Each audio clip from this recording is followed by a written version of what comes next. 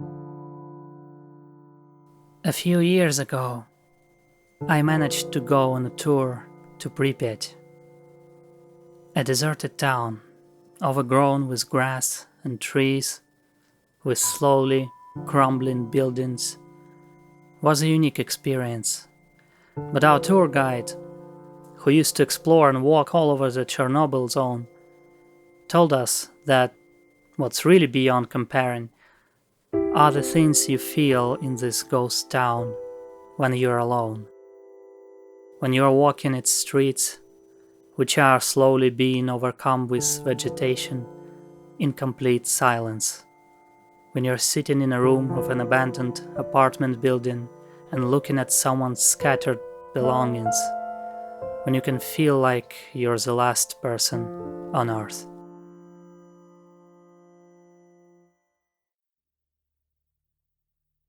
Something similar can be seen here.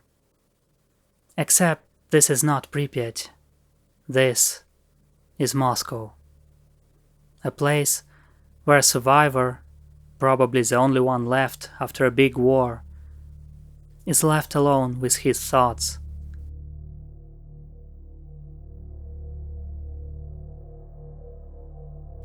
What was he thinking about?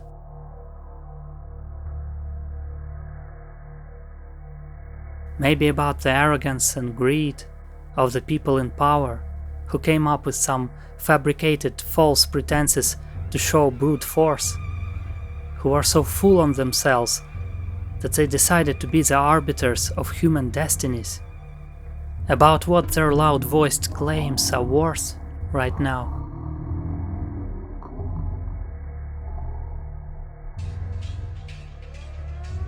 Or maybe he was remembering what this war looked like for him, remembering the howl of sirens, blasts making the earth tremble, a dark, damp, crowded basement where water was a luxury.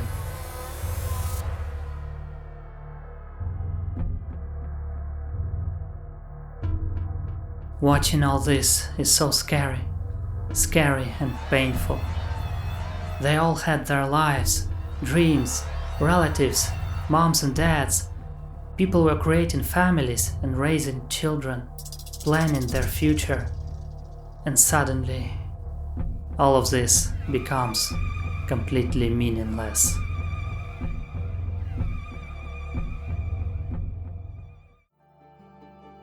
Perhaps he was just admiring nature. Nature can survive a lot of things. And once the people leave from somewhere, it always comes back. It would probably even thank them if it could.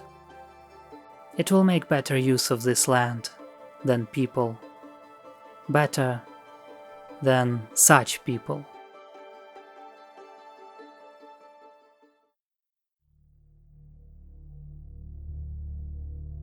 Truly, those who don't value life don't deserve it. He was also probably thinking a lot about what awaited him after he passed away. What if someone in the other world asks him how it all came to this, and what will he answer? We thought we were right? And if someone was watching him all this time, from over there, what would be their judgment? They could be happy and live, but they chose to be right and die.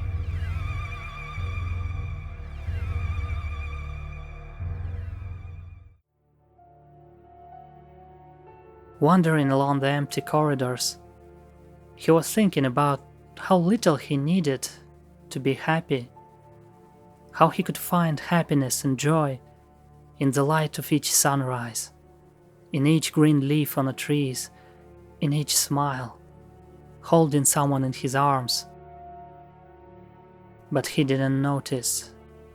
He took it for granted. Same as a lot of people around him. They'd rather chase something else. Money, self-assertion, domination, fame, recognition, empty pride at someone else's expense. Something fleeting, temporary, something you cannot take with you on your last journey.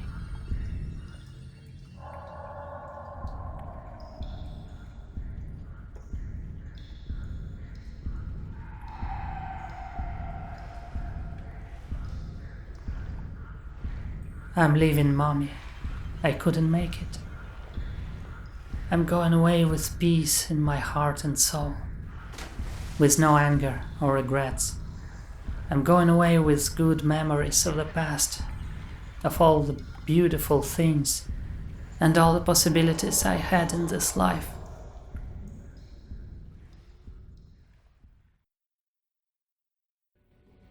He was thinking about how many possibilities they had to create something beautiful, to help their neighbors, learn about the world, and share their discoveries and all the things they created.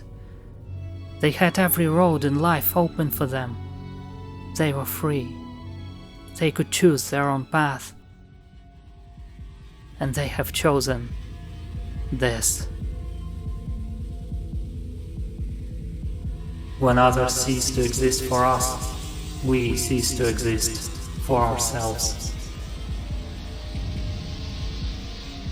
But we didn't choose that, something inside him protested. They lied to us. We were told that it wouldn't be like this, that we were crushing our enemies. But it was too late to protest. What could he answer to that now? He had the answer right before him. A final, definitive answer. Something you couldn't argue with.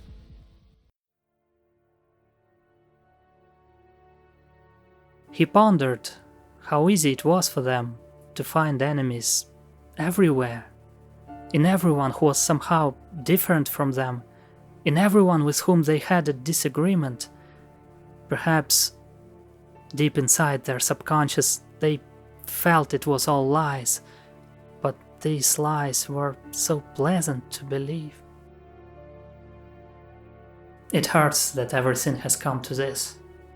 After all, this world has so many beautiful and truly valuable things that are worth living for.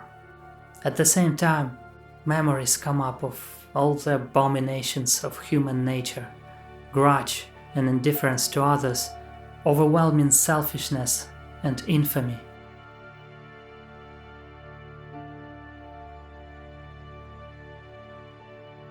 If given another chance, he would warn the people what their desire to solve conflicts and disagreements by force can lead to. There were a lot of people with this desire hiding within, but those who managed to obtain great power had a lot more possibilities and the temptation to indulge in this desire. Unfortunately, the temptation was too strong.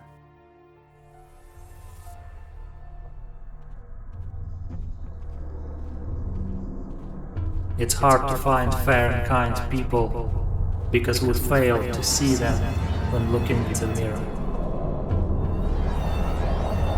His fading consciousness wandered along the dark corridors until a road to the light appeared.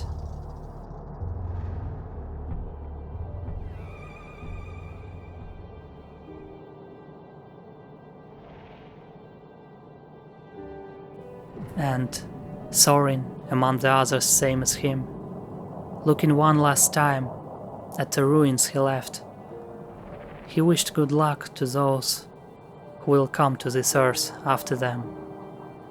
They should have more respect for life.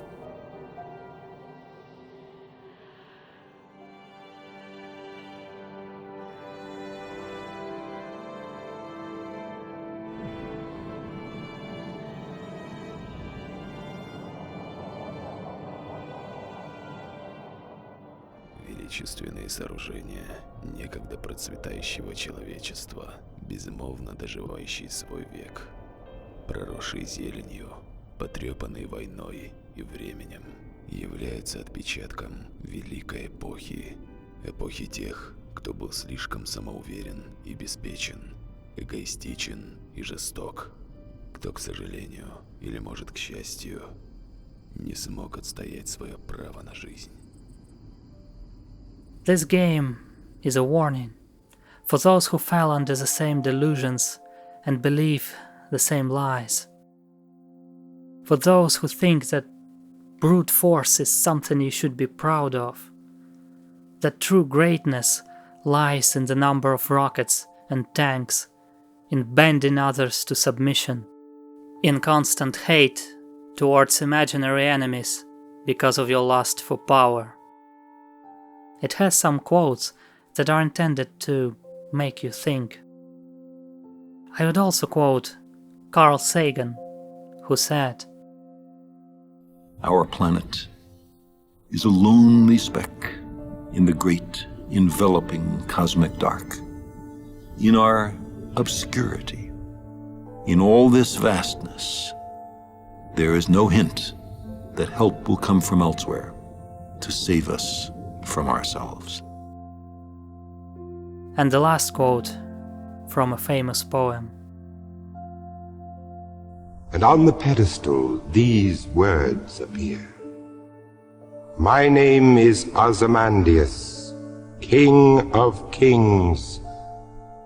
Look on my works, ye mighty, and despair. Nothing beside remains. Round the decay of that colossal wreck, boundless and bare, the lone and level sands stretch far away.